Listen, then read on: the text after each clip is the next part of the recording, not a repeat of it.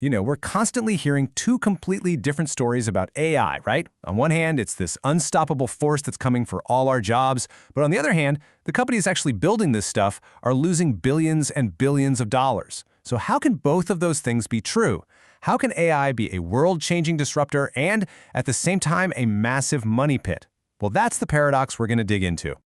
So let's just get right to it. For years, we've all seen AI absolutely crush it on simulated tests and benchmarks. But a brand new study finally asks the one question that really matters. How good is AI at doing real, professional, computer-based jobs that actual people pay real money for? It's such a simple question, but it changes everything. And the answer is pretty shocking. When you put the best-performing AI model head-to-head against a human on a real freelance job, that AI failed 96.25% of the time. Yeah, you heard me right. That means for every 100 paid tasks you give it, it completely botches more than 96 of them. It's just not good enough.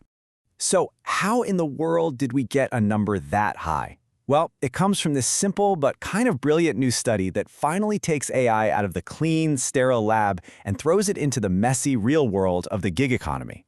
The researchers call their method the Remote Labor Index, or RLI for short. And the genius of it is how simple it is. Instead of using fake, made-up tasks, it uses real, paid jobs posted by actual clients on the freelancing website Upwork. This gives us, for the first time, a direct look at what AI can actually do in a professional setting. The whole process is incredibly straightforward. Step 1. They find a real job posting on Upwork. Could be anything from creating a video to writing some code. Step 2. They give the exact same instructions and files to both a human freelancer and an AI model. And then Step 3, a human expert comes in and evaluates both final projects to see which one is actually good enough to get the paycheck. Simple as that. All right, so let's get to the juicy part, the results. How did today's top-of-the-line AI models actually do when a paying client was waiting on the other end? Well, the performance was, to be honest, abysmal. The best model they tested, Claude Opus, only managed a success rate of 3.75%, and Google's Gemini, even lower, at just 1.25%.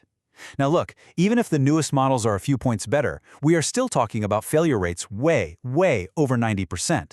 So the main point here is, when the rubber meets the road, current AI just isn't delivering the goods. Now, what's really fascinating is how it fails. We're talking about it delivering corrupt or totally unusable files, or submitting a wildly incomplete work, like the client asks for an 8-minute video and the AI turns in an 8-second clip. And even when it is complete, the quality is often just poor, with glaring inconsistencies, like a 3D model of a house that completely changes its appearance from one angle to the next. Now, it does have some successes in these narrow little areas, like brainstorming ideas, scraping data off the web, or writing simple reports, but it just falls apart on bigger, multi-step tasks. And this isn't just some weird result from one academic study. This stuff perfectly mirrors what major companies are finding out the hard way as they try to implement AI right now. I mean, the data coming out of the business world tells the exact same story. You've got a big PwC report that finds most CEOs see zero financial return on their huge AI investments. The tech analyst Gartner predicts that by next year, half of the companies that fired people for AI are going to be hiring them back. Even Microsoft's own code quality took a nosedive after they bragged about AI writing it. And on a more serious note, the FDA is getting reports of AI actually malfunctioning in medicine. The hype is just smashing into a wall of reality. So the big question is, why?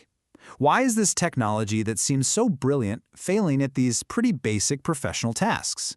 Well, one of the top experts in the field has a really clear answer.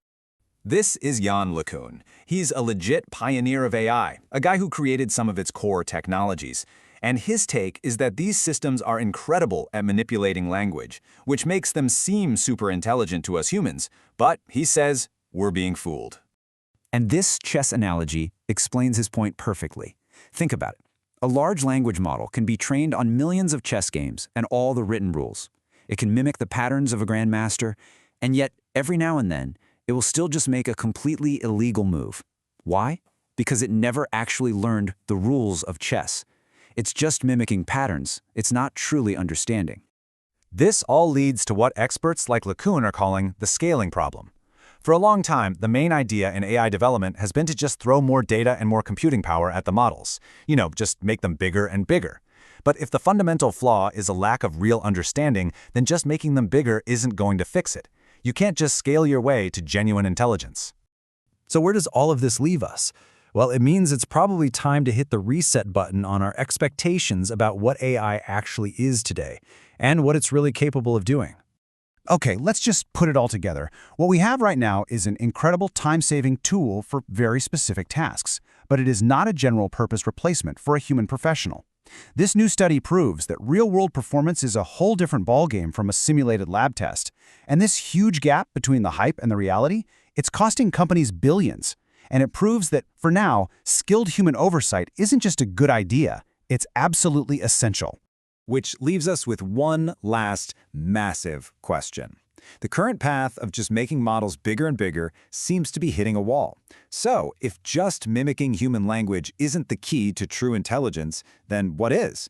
What's the next big breakthrough that can finally take AI from being a useful but flawed tool to the world-changing technology that we've all been promised